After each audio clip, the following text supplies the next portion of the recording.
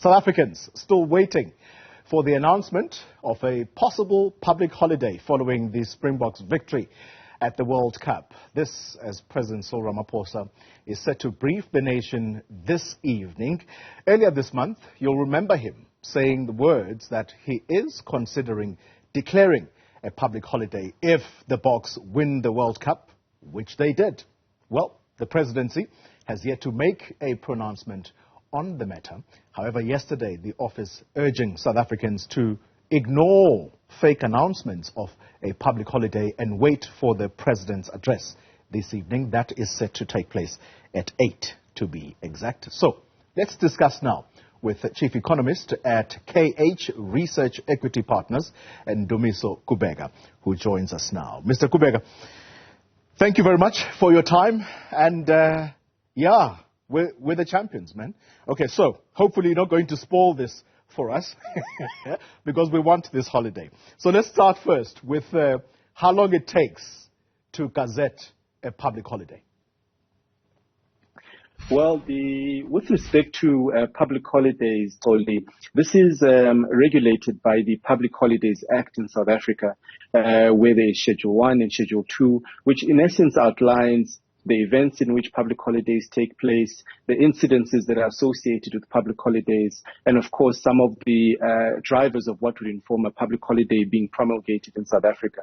And for that process to take place, it certainly requires a decision of cabinet and proclamation from the president to issue out the gazette that you've just mentioned. Mm-hmm. And in this instance, it really requires that sitting, or it really requires a decision from cabinet, which will then be proclamated by the president in order to gazette that.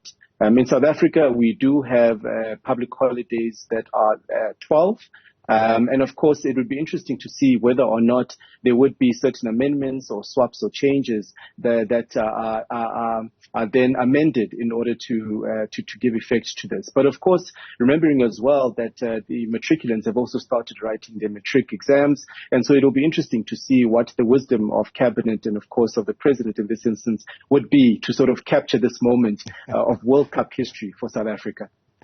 For business owners, Ndumiso, for business owners who are concerned about the cost of an extra day off, talk to us about how much a public holiday normally costs the economy. Well, it's interesting that we win the World Cup at a time when the South African economy and the collective revenues specifically requires as many rands and cents as possible, especially over the medium term as we're heading into the medium-term budget policy statement. The South African economy, the size of the South African economy is around $400 billion. When you convert that to rand, it's about 7 trillion rands. And of course, there are around 260 or 262 productive days in the year. That will give you around 30 billion rand, which would be the cost to the South African economy, 30 billion rand of productive days in the South African economy. Now, when looking at it in the context of lower than expected revenue in the South African climate right now, it then places an interesting conundrum as to how to best approach this question of the public holiday, and of course the incidences and the effects that it has in terms of the productive outcomes of the South African economy on a day that I guess would be lost from a productivity basis. Yeah. Here's an interesting question for you.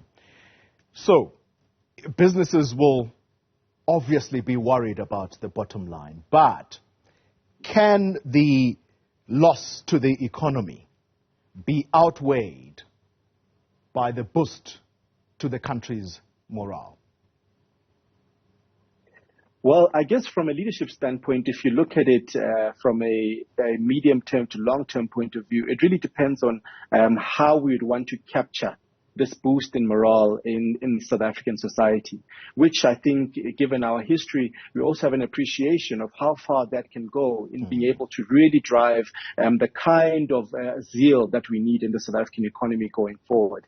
And I would think that even from a commercial point of view, there are a number of campaigns and drives that can certainly be driven in the economy to sort of capture this moment, whether it be from new products that emerge from us being world champions or new services that emerge from us being world champions, which can really be driven by how South Africans can be innovative in really capturing this morale. So it'll be quite interesting to then see whether or not we will be able to be creative around the law, what the law says in terms of public holidays, the pressures that we face from an economic point of view, and of course that we are the only country in the world that can call themselves Rugby World Cup champions.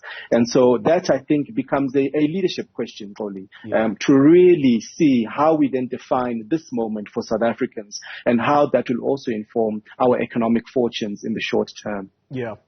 Final question to you. You actually mentioned two words that I want to use to drive home this last point. So, creativity. That's one of the words you've used. And then you also spoke about campaigns. We know that there is going to possibly be week-long celebrations as the Cup lands tomorrow. On Thursday, I know that Johannesburg is going to be awash with Springbok colours as the team does the rounds. Surely there are those who will say, let's make use of this, good use of it, from an economic standpoint. Is that possible? Oh, most certainly, Kholi. I think given the nature of the South African economy, as you and I would know, over 50% of our economy is relatively informal. And so that's where we typically then find a lot of merchants who then are selling T-shirts and South African flags and a number of various products, and even offering certain services, be it painting your face in the color of South African flags or what have you. And so those then bring or inject some level of stimulus in the South African economy. And of course, I think also capture the moment and the morale that you mentioned of being World Cup champions. And so there are certainly positive spin-offs. And I would hope that we would certainly try and really capture this morale in a commercial sense over the next couple of months through the various offerings that South Africans, with the creativity and the innovation that we possess as a country, can be able to then benefit us when we look into the short-term fiscal outlook of the South African economy. Yeah, I know that this is a conversation that I'm going to have in the next few hours, but let me throw you in the deep end a little bit. I know you're an economist, but the country's image right now, how does brand South Africa look, given that this was a World Cup and so we were on an international platform? How good does this look for us right now? Well, I think South Africa, in terms of its brand positioning globally, it continues to be a country that inspires a lot of hope and, of course, of what can be achieved, even given the plethora of challenges that a country like our country continues to face. And I think it also demonstrates in many ways that when things are done correctly, when there's strong unification around a specific cause, and of course there's the required discipline and structure to be able to achieve a specific goal, certain things can be achieved. And we've seen that even in certain fundamentals or at a macroeconomic level in the South African economy.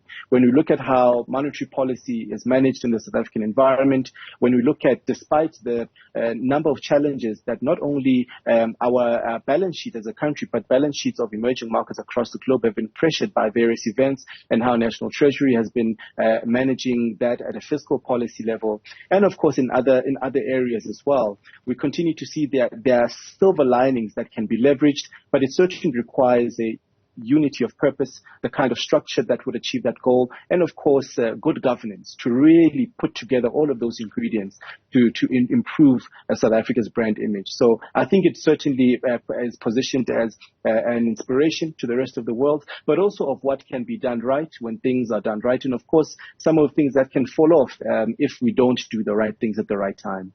Ndumiso Kubheka, I couldn't have said it better. Thank you very much for your thoughts there. Chief Economist at KH Research Equity Partners. And indeed, as I mentioned to Ndumiso, it is a discussion that we are going to continue with, because we still need to look at how the Springboks have managed to cultivate this global brand, a durable brand that we're able to sell out there, and what can we do actually to leverage of it. Okay.